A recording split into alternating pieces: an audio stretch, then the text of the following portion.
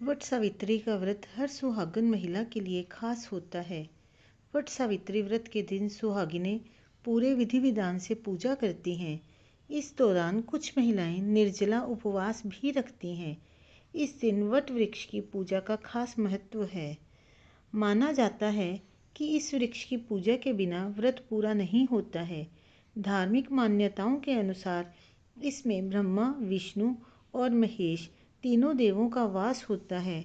इसलिए व्रत रखने वाली महिलाओं को तीनों देवताओं का आशीर्वाद प्राप्त होता है। ये उपवास ज्येष्ठ मास के कृष्ण पक्ष की अमावस्या तिथि को रखा जाता है।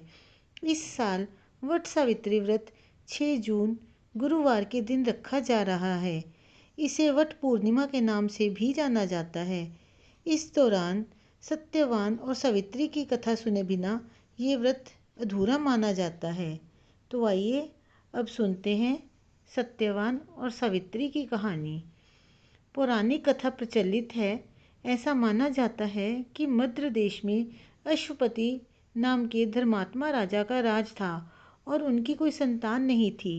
राजा ने संतान प्राप्ति के लिए यज्ञ करवाया, जिसके शुभ परिणाम के बाद उनके घर एक कन्या का जन्म हुआ।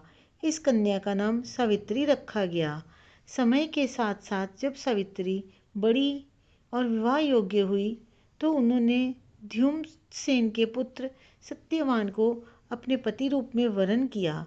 सत्यवान के पिता भी राजा ही थे, लेकिन उनका राजपाट छिन गया था, जिसके चलते वे दरिद्रता में जीवन व्यतीत कर रहे थे। सत्यवान के माता पिता की आंखों की रोशनी चली गई थी और वह जंगल से लकड़ी काटकर उसे बेचकर अपना गुजारा कर रहे थे। वहीं जब सावित्री और सत्यवान के विवाह की बात चली, तब नारद मुनि ने सावित्री के पिता राजा अश्वपति को बताया कि सत्यवान अल्पायु है और विवाह के 1 वर्ष पश्चात ही उनकी मृत्यु हो जाएगी। नारद मुनि की बात सुनकर सावित्री के पिता ने उन्हें समझाने का बहुत प्रयास किया, लेकिन वे नहीं माने। अंत में सावित्री का सत्यवान से विवाह हो गया। शादी के बाद सावित्री अपने सास ससुर और पति की सेवा में लग गई। फिर एक दिन वो दिन भी आ गया जिसका जिक्र नारद मुनि ने किया था, सत्यवान की मृत्यु। उसी दिन सावित्री भी सत्यवान के साथ वन को गई। वन में सत्यवान लकड़ी काटने के लिए जैसे ही पेड़ पर चढ़ने लगा तो उसके सर में असहनीय पीड़ा होने लगी। वह सावित्री की गोद में सर रखकर लेट गया। कुछ ही समय में उनके समक्ष अनेक दूतों के साथ स्वयं यमराज खड़े हुए थे।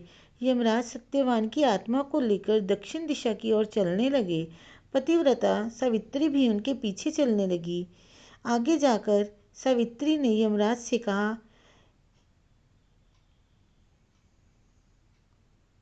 मेरे पति को कहाँ लेकर जा रहे हो? तो यमराज ने सावित्री से कहा, हे पतिव्रता नारी, जहाँ तक मनुष्य साथ दे सकता है तुमने अपने पति का साथ दे दिया, अब तुम लौट जाओ। इस पर सावित्री ने कहा, जहाँ तक मेरे पति जाएंगे वहाँ तक मुझे जाना चाहिए, यही सनातन सत्य है।